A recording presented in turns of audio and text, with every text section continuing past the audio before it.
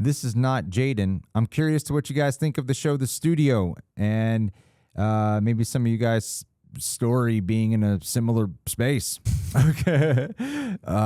The Studio, if you guys don't know, is an Apple TV show written and directed by Seth Rogen and Evan Goldberg, the duo behind Superbad, This Is the End, Neighbors, some great comedies.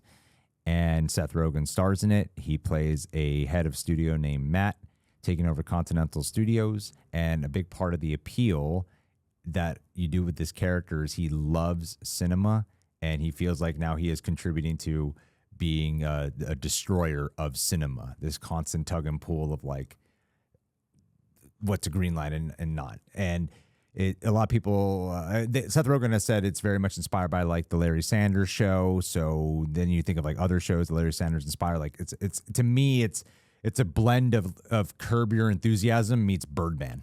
Those are my two. I was going Curb and Entourage.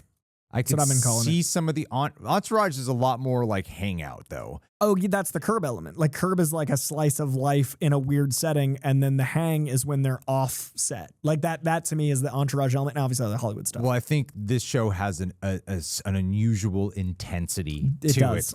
Like the way they manage to take things that might seem like, not all the time. Sometimes it's like they're dealing with a lot of money, but I love when they could take something that feels micro, but they make a huge problem out of it. One of the best, this show is shot in an incredibly unique way. There are no cuts. So not every episode is like a oneer. There's one episode that's a oneer, and it's called the oneer. Stunning. So yeah. It's a great episode. It's the second episode's amazing. But what I mean by they never cut is that whenever you go to a scene, there's no cuts. So every single scene that's stitched together with like 5 uncut scenes usually. Magic. And Seth Rogen and Evan Goldberg directed it all. So it's a tightly scripted show. Like this show needs a tight script. It's not the Judd Apatow, Seth Rogen era of improvised comedy. You are watching filmmaking. Yeah. And it's crazy because it's not, whenever it feels like a thing that is a reverence or masturbatory way of Hollywood, it still does it in a way that feels nice. And it also really shows the difficulties and the struggles and the hardships and the ugliness. Yet it's also makes you appreciate cinema. It is a full rounded show where I've never seen a comedy show that made me so tense and stressed out consistently and laugh a lot. Like it has that like Curb Your Enthusiasm thing of, something's just going to go terribly wrong for this guy. The most embarrassing shit's about to happen like every single episode. But more than Curb, I am literally like tense. Yeah. And Seth Rogen has usually implemented that. I'm a huge Seth Rogen fan. He's usually implemented that into his work. He knows how to find the intensity. Superbad finds those thriller elements. This Is the End finds those horror elements. He knows, and that's why he's a great producer for things like The Boys and Preacher. Yeah, I was gonna say like his comic stuff is so intense and high octane and so palpably like and then the levity that comes out of that tension. And I love this character because this is a guy who can be very unlikable. Yeah, because he needs to be liked. That's what's so brilliant. And what a great eye line for anyone that loves movies. Like I feel like people that love movies as passionately as we do, as passionately as you probably do to watch this, as passionately as people that watch The Studio, it's so reasonable to be like, but I just want the movie stars to like me. Like it's such a, I identify so much more with this character than I'm comfortable with. Like the day I got on TikTok, I felt like the day of he's like, I'm ending society. Like I hate that I have to be part of like certain elements of our job feels like it hurts art for me. And our job is so much defending us doing the things that isn't about defending art. Like I feel like so many of our conversations are about the reactions to the internet or the reactions to the arts that we discuss on the internet. And I think that's because we're so in tune with like, I don't want to mess it up. I want to be part of the solution, not part of the problem. And that's such Seth Rogen's character. And I love that there's a character in mainstream art that is about someone being like, look, I just want people to like me. I want to be on the right side of history. I want to move things forward, but everything's at odds with each other. Like the Kool-Aid episode with casting Ice Cube. Like I have been in so many rooms like that. I know every one of these executives. Like every single person in the show is an executive I've met and dealt with. Yeah. All of these situations are so this town, and it's perfect. And it's cool that the show spans a good amount of time. Yeah. Like a year or something. CinemaCon. It spans a year, but each episode, it's a serial show, but very episodic at the same time. You can watch them out of order. It's better to watch them in order. Yeah, it's almost like a connected anthology story of this one guy and his team. Yeah. You know, because they have like amazing guest stars, and when the guest stars are there, they're full blown characters, and it's not like cameo fodder in the way how some of them are like this is the end. Yeah. They're fully playing an important part of the plot as themselves elevated. And they show up to play. Yeah. Dave Franco doing the work. Zoe Kravitz, some of her best. Zoe Kravitz has 2 episodes and she is incredible. Yeah. Incredible. And it's more than, I'm here to just take the piss out of myself. They do that. Sure. But not in a way that feels like they're winking at the camera. Like Ron Howard, when he shows up, it's like a supporting role. Yeah. And I haven't seen Ron Howard act his ass off like that in a long time. And the fact that the people playing themselves play it at the cost of themselves is so joyous to see. Like Ted Sarandos taking the piss out of himself was amazing, and I didn't expect that from him. It makes me appreciate the people that are willing to take jabs like that, and like that's what reminds me of Entourage. Like when Val Kilmer showed up as the Stone Sherpa in the first episode of Entourage, I was like, that was before Val Kilmer like Kiss Kiss Bang Bang really became his tone. And I was like, this is Iceman. Like, what are we doing? And so to have the show have cameos that are part of the story, that are taking a bit of a jab at the town while loving it.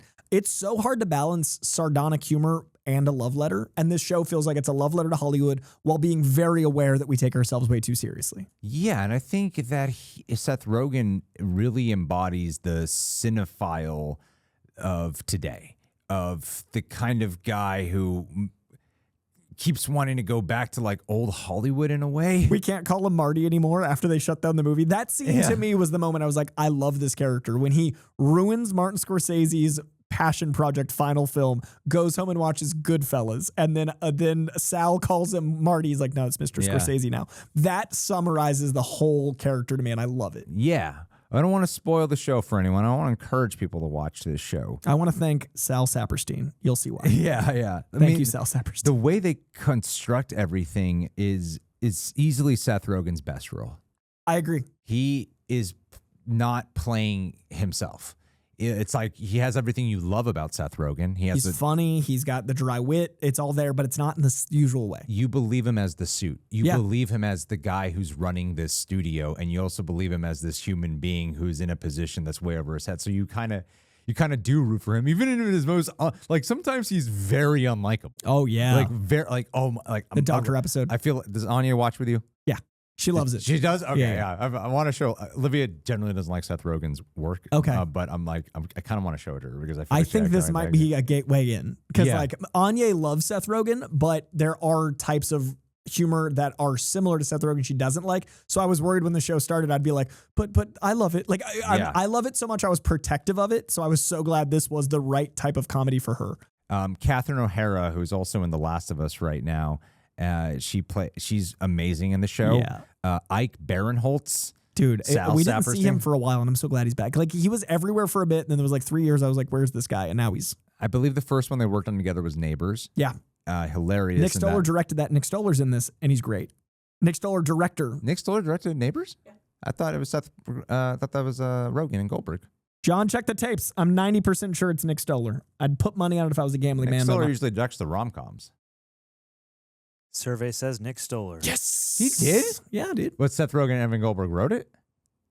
I had that wrong this whole time. Andrew J. Cohen and Brendan O'Brien. Nicholas Stoller joint. I really thought that they. That's why I was so excited to see him in it, because I was like, oh, Neighbors reunion. That makes more sense now. But yeah, I think it's some of the best work of all of them. Kathryn Hahn. She's the one who I'm noticing a hit or miss with people I talk to. Interesting. Some people think she's a little too cartoony. She's big. I think she's definitely the biggest one of them all. She's making choices and committing to it. But undoubtedly, like I like actually talking with my friends who are in the industry and work with studio heads and shit. So it's like fun to see their take on it. And yeah, they have a hard time getting on board with Kathryn Hahn. I feel like I've never met a Kathryn Hahn. Oh, that's the one that I definitely know. There's someone I know that we text about her outfits because he identifies. It's really great. She dresses like a Gen Z PR person. I respect that. Well, there's a whole list of cameos just to kind of entice you guys to watch this show. All right. You have Martin Scorsese, Ice Cube, Zoe Kravitz, Adam Scott, I'm not trying to ruin like some of the really Some small of the ones. surprise. Anthony Mackie. I'm telling you about when they're like actually characters in there. Zac Efron. Anthony Starr does have a pretty fun role there, and Sarah Pauly as well. It's a really unique show, and it messes with genre. The music is. It is like such an anxiety-induced music. That's the part that reminds me of Birdman the most. Oh, I see that. I also want to give credit to someone we haven't mentioned at all yet somehow. I think his third most iconic TV role after Hal and Walter White, Bryan Cranston in this. Yeah.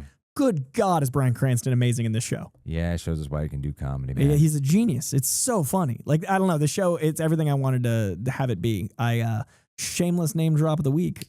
I went to the premiere and it was incredible. And like they really cared about the whole thing feeling like an old Hollywood premiere. But the coolest conversation I had about it was with someone that's been in this town for 30 years. That's why I'm bringing this up. Is I was talking to someone that was a child actor that is now still doing acting and does a lot of cons and does a lot of like podcasting and stuff. And he was basically describing the evolution of this town. And it was a really cool conversation about how the town kind of repeats itself. And like, it was the repetition that was interesting because this show is so topical, but these are problems we've had forever. And I think a lot of people talk about IP being the death of Hollywood now, but there's always been stuff like the Western has risen and fallen, musicals have risen and fallen. And it was Ryder Strong. I'll just name drop. Ryder Strong and I had this great conversation for like 40 minutes about the different eras of Hollywood that he's seen. And now he's doing these cons and how much he loves the cons because he gets connected to people that have seen it from the outside, and it reminds him why he does it. And he said this show was something that reminds him why he does it because the eye line of someone that's such a cinephile, but it's Seth, and like connecting with Seth over loving filmmaking, he feels like the show translates that in a new way. And I thought that was a really cool insight from someone that literally was like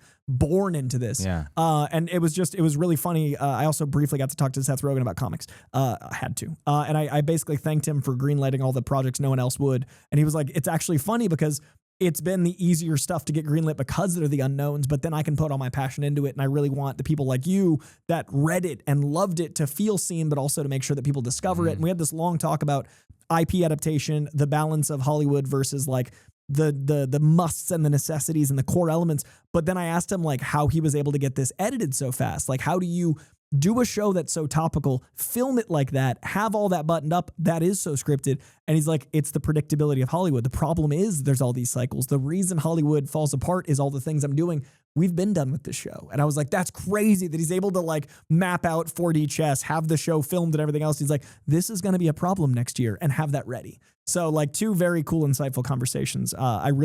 This show is, I think, my favorite show on TV.